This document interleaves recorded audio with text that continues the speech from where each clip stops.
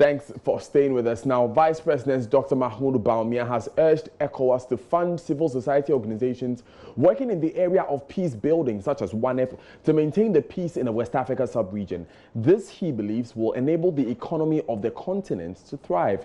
The Vice President was speaking at the opening ceremony of a 3-day conference to commemorate the 20th anniversary of WANEP.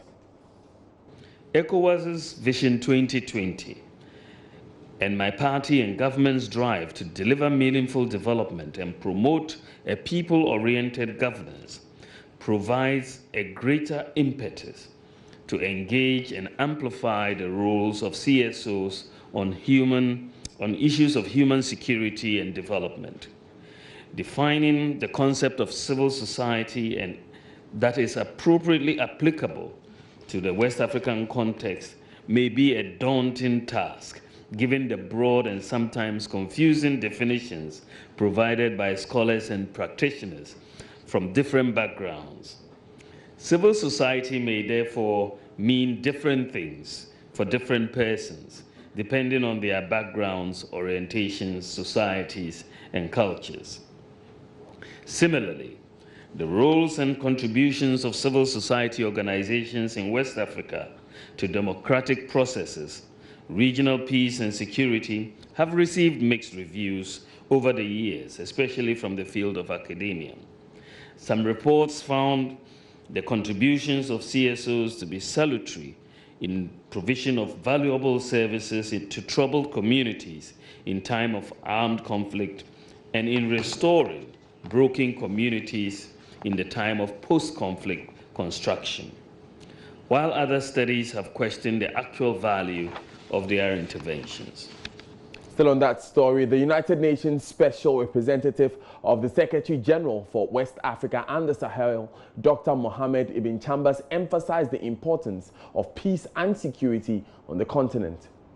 This event is a validation of events of WANEP's invaluable contribution to peace and security in our beloved West African region, the African continent, and even beyond. A recollection of the significant contribution of WANEP to peace and stability in the region over the past 20 years compels me to state boldly that WANEP has made this region a better place, and we can all be proud of its achievements. My friends of the WANEP family, for the past 20 years, you have reached out to marginalized communities, set standards, mobilized stakeholders, influenced policymakers, developed capacities, and empowered the men and women of our region to be at the forefront of conflict prevention and peace-building initiatives. Away from that story and to road accidents, the Director in charge of Education, Research and Training at the Motor Traffic and Transport Department, MTTD, of the Ghana Police Service, DSP Alexander Obeng, has cautioned personnel of the service who direct and regulate traffic against abusing road users, particularly motorists, in their bid to enforce compliance of traffic regulations. Speaking on the Super Morning Show on Joy FM Tuesday morning, DSP Obeng reminded officers on the road to see the public as stakeholders in traffic management.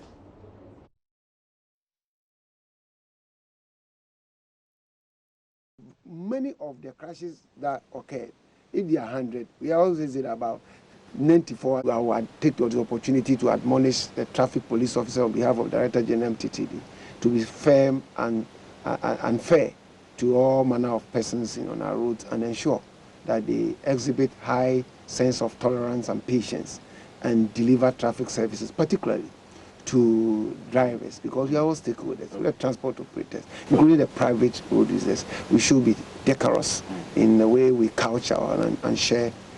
Since 2013, the department has been making frantic effort, which very soon will come to fruition, to automate our system, because the automation of our system will ensure that some of these things will be cleared out of our way. And we are also aware that some of these incidents do occur And a lot of our officers have also found themselves the wrong side of our code of conduct and discipline.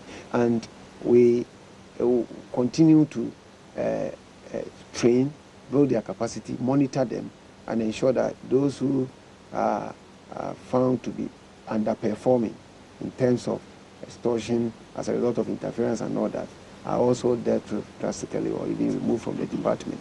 So that is something that we will not relent to do.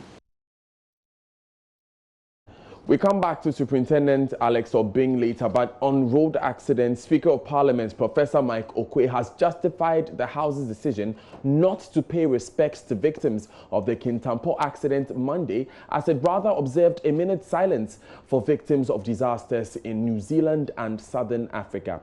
He says the House was waiting for the Member of Parliament for the area to return from a fact-finding visit to the area to deliver a statement on the issue. Joseph Opoku Gakpo joins us on the line with more. Joseph, what exactly did the Speaker say? He says it has come to his notice that some MPs and some media reports had made the point that the House wasn't concerned about the death in Kintampo, and he was worried about that. And he went on to explain that the only reason why the statement on an issue relating to Kintampo didn't come up for discussion yesterday was because the MP for the area was actually out of town and was gathering details on what had happened from the constituency. And so eventually the Speaker allowed for the MP for the area to deliver a statement on that this morning. And then a minute of silence was observed for the victims of the Kintampo accident disaster. What of the other accidents recorded in the central region on Friday? The focus was on the Kintampo incident. Some of the MPs in contributing to the discussion made reference to what happened in the central region, and they've been asking authorities to sit up, and they're asking the police to properly enforce laws when it comes to motor traffic offences.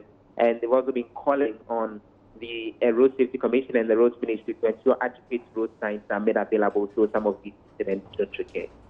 Right, so let's hear the Speaker of Parliament, Professor Michael Hui, now. On the road accident involving the two buses at Ampok Road in the Kintampo South District. It has come to my attention that some members of the public have wondered why there was no statement on this tragedy yesterday in this honorable house at the time when we had talked about some tragedies elsewhere. It's very useful to have a parliamentary press call if the media will engage them on such matters before relevant reportage. Because we had good reason yesterday. The honorable member who had already filed a statement had to be outside the house because of what had occurred in her constituency. And the leadership were agreeable that she must be the appropriate person to lead the statement on this in this honorable house. And that was not out of this honorable house not being mindful of the circumstances. And in any case, normally would have started work on Tuesday anyway. So we will want the public to also publish this as a way of reflecting the truth of the matter. This honorable house is very, very much concerned with such matters and has addressed such matters with expedition and dutifully at all relevant times.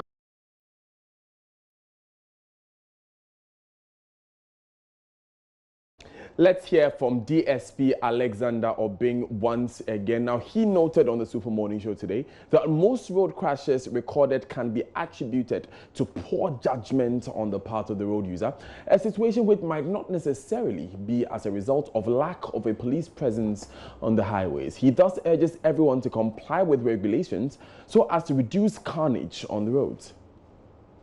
Many of the crashes that occurred, if they are 100, we always say about 94, as you said, will be attributed to one error of you or me, behind the steering wheel. Either it has to do with the tie that got burst because you did not provide the appropriate tie, or because of the nature of speed you engage in when you and I were not present.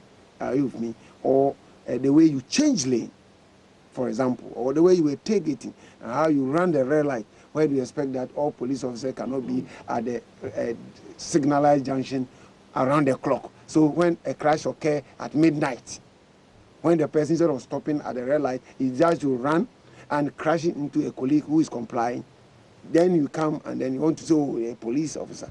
You know, I think that traffic enforcement, traffic management is a multi-stakeholder, venture.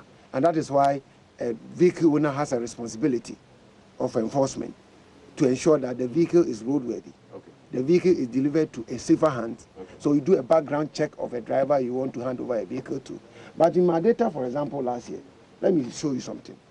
Out of the arrests that we sent to court, 1,142 out of the 5,900 were people that vehicle owners gave their license to who were supposed to be passengers, and because they were not license holders, for example. Are you with me? We detected them. If you are not detected them, then we say, oh, police didn't do a good work. And if an unlicensed person is behind a steering wheel and this thing happened, what do we do? And we know clearly, like we have seen gentlemen, it cuts across profession. You can sit in vehicles and even wearing seatbelts. Wearing seatbelt becomes a headache. It becomes a problem. And with mobile phone in one of their hands, what's happening on the streets? And we are admonishing and all that. Those who should know better. Still on that subject, Transport Minister Kweku Ofori-Esiama is asking the public to support the police and other state institutions to enforce the country's laws. He says the attitude of the public on law enforcement sometimes makes it difficult for law enforcers to carry out their mandate. The Transport Minister made the call when he visited last Friday's accident scene at Ekunfidunko and some victims at the hospital. That accident claimed 9 lives. Richard Kojonyako has more. All persons involved in the Ekunfidunko accident on the Mankesim Cape Coast Road have been discharged from the various hospitals. The accident scene has since been sanitized and vehicles towed. Transport Minister Kweku Ofori-Esiama, who visited the scene of the accident, lamented on how the country is losing its citizens through road crashes. To the minister, the killings on our roads are largely attributed to indiscipline, noting that statistics from the National Road Safety Commission indicate that about 80% of all road crashes are caused by human error, the majority of which are linked to indiscipline on the part of male drivers. He wants the police to be supported to enforce the laws on the country's roads. I think when these drivers they do over speed or the police arrest them for road offenses, it is you, the same media, that you come out to say, oh, the police are arresting people unnecessary, the police are doing this, the police. So please, give them the support, because we need the police to bring sanity on our roads, because they are supposed to enforce the law. So if you don't support them, for them to do this work and protect our people, and also, I'm not saying that if they do something wrong, we shouldn't criticize them.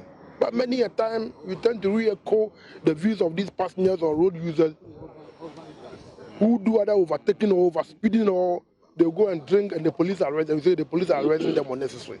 So please, I would like to appeal to you, as for government, we may do whatever we need. Look, since we assumed office last year, that we gave National Road Safety extra 6.5 million Ghana cedis to do the education. I haven't seen a year in the history of this country that road safety has done more advocacy than this year.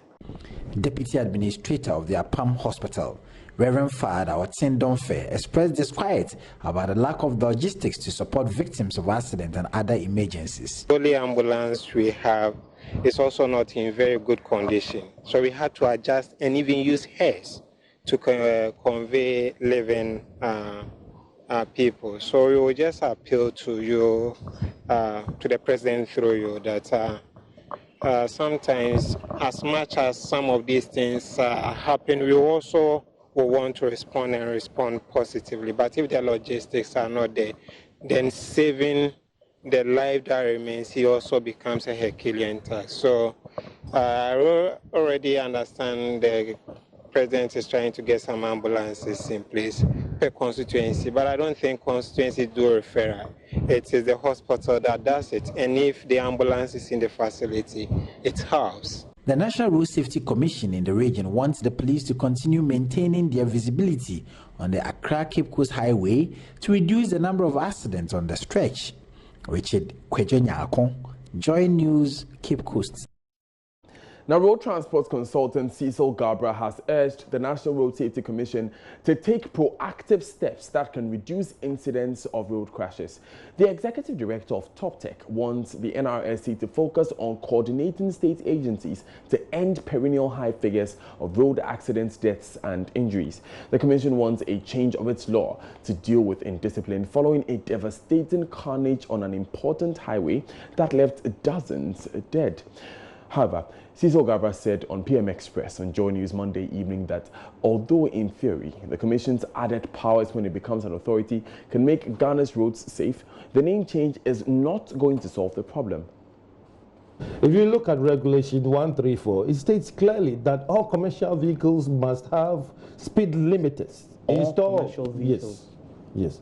Have speed limiters installed in them. We are talking about commercial vehicles with high tonnage, right? Buses and long vehicle and so on. What are speed limiters? Speed limiters is let me just put it in a very simple way for everybody to understand. You are accelerating, but the vehicle will not go beyond a certain. It will not go beyond speed. 75 kilometers per hour. Okay. Okay, and this is it.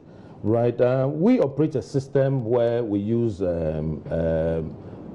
technology and so on. You'll be driving and then I'll be in my office. I can reduce the speed of your vehicle. Oh, you can do that? Precisely. I mean, through a simple software that communicates with the vehicle. I mean, forget about that, Evans, but I am talking about a simple enforcement agency. We don't need to reinvent the wheel by changing commission to authority and so on. Fine, if that is what they want, but that is not going to solve the problem. Evans, DVLA used to be VELD, okay? It became an authority. It became an authority. It hasn't changed anything. That's true, Look here, I can walk you to DVLA right now and get you a license. However, rebutting Mr. Gabra's assertions on the same show, Deputy Director in charge of Planning and Programs at the NRSC, Daniel Waku, said the NRSC will be able to demand compliance forcefully when it's made an authority. I think that with the added authority, with the added mandate, we can, as I said earlier, we will not be able to demand compliance from state agencies if there is a problem with a road segment and the Ghana Highway Authority is responsible for that section of that road and it is identified that this is a black spot which needs to be fixed, and it has not been fixed. The National Road Safety Commission can go take the Ghana Highway Authority to court, can take the Ghana Highway Authority on to demand why that is not being done. Now, in addition to demanding compliance from these people, the authority is going to have the mandate to regulate the public transport, the commercial transport. So away from road crashes, residents of Amanfo in Takoradi have been celebrating the return of a one-year-old baby who went missing on Friday at Market Circle. The police found the boy with the suspects during an operation at Ifiekuma within Takoradi. Western Region correspondent Natalia Kwanzaa visited the family house when the little boy was reunited with his family around 1 a.m. on Friday. How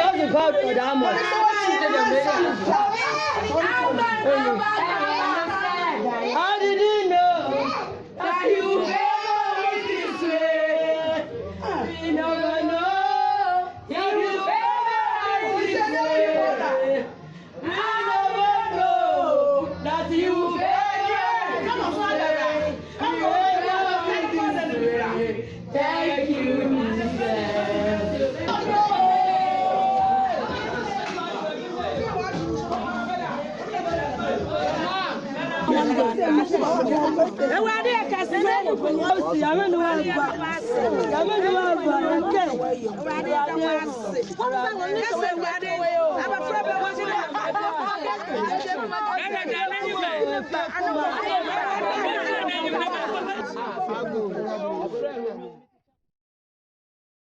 Great news there, and spokesperson of the Western Region Police, DSP Olivia Adiku, has been sharing details of how the baby was found. Police had information, very credible information, that the suspect had been spotted somewhere around. So they had to make surveillance from 7 p.m. yesterday. Police made surveillance. Then around 12 a.m. they were able to get the lady. Initially, when they got there, she wasn't there, so they had to still wait. After some time, they had a baby crying in the room. So they had to force hosting. The lady came out. And initially, she was denying that she had the baby. Through much interrogation, we found out that the baby was in the room together with the boyfriend. They were able to rescue the baby and reunite the baby with the family. The child has been sent to hospital, but we need to have the child examined to find out maybe something was given to him or he had not been taking good care since he was missing. So the suspect by name Mawusi Rose Yabu, she's aged 42 years and a seamstress. The boyfriend is Lawson Lati, also 42 years and a mason. They are currently in our custody. We are in investigation. The police has meanwhile cautioned the public against relating this case to that of the 3 missing Takoradi girls. There are 2 isolated cases. You cannot compare kidnapping to child stealing. But you also realize that with the kidnapping issue is a transnational organized crime. So it is not just easy to even know who actually is involved. Police had to go through a lot, even to be able to arrest someone who Dotek was. It took us a long time to even get to know who exactly is behind it. So we are still working on it, and if you listen to what has happened now, if we get the needed information very early, timely, it will always help us in our investigation. Is the investigation? Currently, the BNI is handling the case.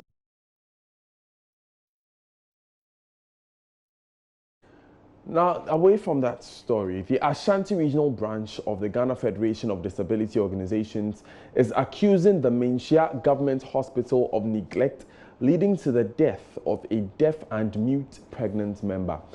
42-year-old Abna Edumaba Donko, who was in the last stage of labor, died with the baby after being rushed to the Menchia Hospital on Sunday. Husband of the deceased, who is also deaf and mute, Kojata, says nurses on duty did not attend to her on time, leading to her death. The Federation is demanding an investigation into the circumstances leading to her death, but hospital authorities say the woman died of eclampsia after strenuous attempts to stabilize her. Erastus Asaridonko has more.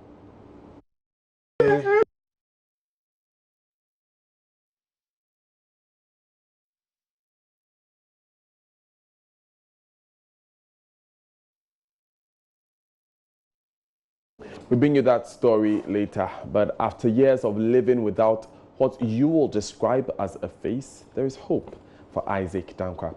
With almost blocked nostrils and completely wiped out eyes, Mr. Dankwa can now heave a sigh of relief as benevolent individuals have donated for him to undergo surgery. Isaac was attacked 8 years ago by armed robbers who poured acid on his face, leaving him looking like an unfinished work of art. There's more in the following reports by Patricia Roxanne Hammond. In April 2018, we brought you the story of Isaac Dankwa, an acid attack survivor. Here is a recap of his story. Meet 37-year-old Isaac Yao Dankwa. A terrible incident which happened 7 years ago changed his life forever. Armed robbers attacked him when he was driving his taxi and poured acid on his face. The acid made the skin tissue on his face to melt away, while the dangerous liquid seeped deep into his eyeballs, almost dissolving both eyes. Isaac may have survived the acid attack, but his entire life has been shattered by the event of that night. Yeah, driver, I'm a Swedro, I'm gonna Swedro. And you I was a driver at Agona Swedro when 2 men decided to board my car to Adeso. I agreed to transport them and then bring them back to Swedro before payment. On our way, I overheard one say to the other, "What should we do to him?"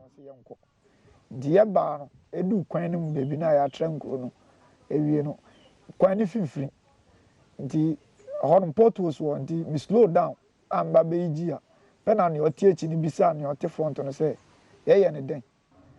Out of curiosity, I turned to ask what he meant by that.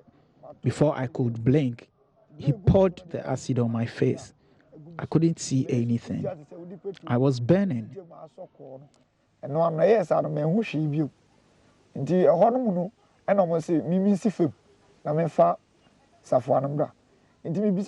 He got down and pulled me out of my car, demanding for my car keys. I wondered, if you needed my car, why would you do this to me? After almost 1 year of airing the story, Isaac can now undergo reconstructive surgery. His nose will be reconstructed to enable him breathe properly. His damaged eyes, however, according to tests, cannot be repaired. The initial amount for the reconstructive surgery was 15,000 cedis. Joy News has been able to raise 13,000 cedis through donations. A check covering that amount has been presented to the Reconstructive Plastic Surgery and Burn Center at the Kolebu Teaching Hospital for the procedure to begin. So what's next for us? Now that we've received the check, which I'll hand over to my accountant, we would now sort of start the process of preparing him for surgery. So we'll do a couple of tests and then he will be reviewed by the anesthetist. So once that is done, then we'll schedule his surgery, which will be done in stages. So we'll keep you updated on his progress. Isaac Dankwa needs 2,000 Ghana cedis more to complete payment for his surgery. He is also appealing for help to set up a business so he can support himself and his mother, who is deaf in one ear. For Joy News, Patricia Roxton Hammond, Accra. So if you want to help, kindly direct any support through Barclays Bank Multimedia Group 041-201-8095 Circle Branch, or you can send to the mobile money number 054-012-2612. Thanks for your kindness. Still here on Joy News today with me, Daniel Dazi, and we take you back to the earlier story where the Ashanti Region branch of the Ghana Federation of Disability Organizations is accusing the Menchia Government Hospital of neglect, leading to the death of a deaf and mute pregnant member, 42-year-old Abna Edumaba Donko. The couple, both deaf and mute, have 4 children. Abna Edumaba died with a 5th one. In an emotionally charged mood, deaf and mute husband to the deceased explained through an interpreter how his wife died. He spoke to David Akwete on Love in the Morning, a local morning magazine program on Love FM.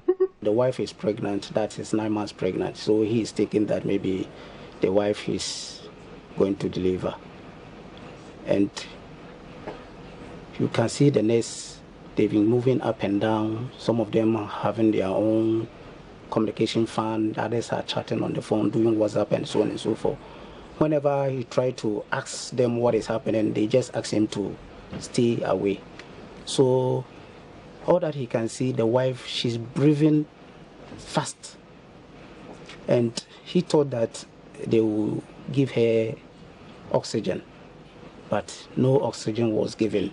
And they were trying to give her infusion, and because of the situation, they can't even trace the veins anywhere. So they are trying to get the vein, but they couldn't get it. So later he asked them that, has my wife delivered? And they said, oh, you take your time. He was thinking maybe the wife has delivered, so he was very happy and excited.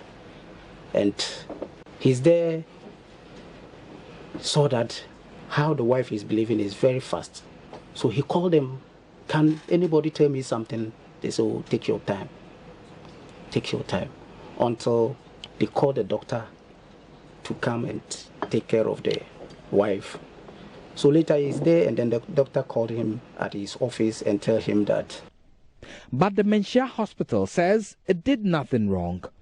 Administrator of the hospital, Samuel Doji, told David Akwete on Love FM's Diary, doctors did everything possible to stabilize the woman who came in a critical condition. So when he brought the wife, I think the midwife told him to wait outside while they attend to the wife. And I don't know how he interpreted that. So having spoken to the midwife, it's like they were there, they spoke to him nicely. And one thing too is that there was evidence that they communicated well. There's evidence? The man, yes, there's evidence. So the man could read and write. You see, so the communication was in writing. From the records that we have, review of records indicates that there was good communication because he understood perfectly what was going on. So I don't know how he interpreted the whole thing. The issue raises concern about communication between people who are deaf and mute and healthcare providers. Sign language interpreter for the Ghana Federation of Disability Organizations, Ashanti, Stephen Dazi, wants translators recruited into the various health facilities. I want the authorities to, as soon as possible, they should look for a sign language interpreter, because my experience, a lot of deaf people come to their hospital a lot.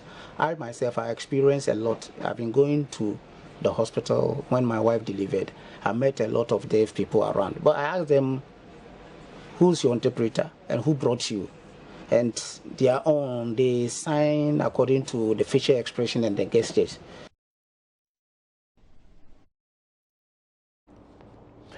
Right, rest in peace to Abena Edumaba Donko there.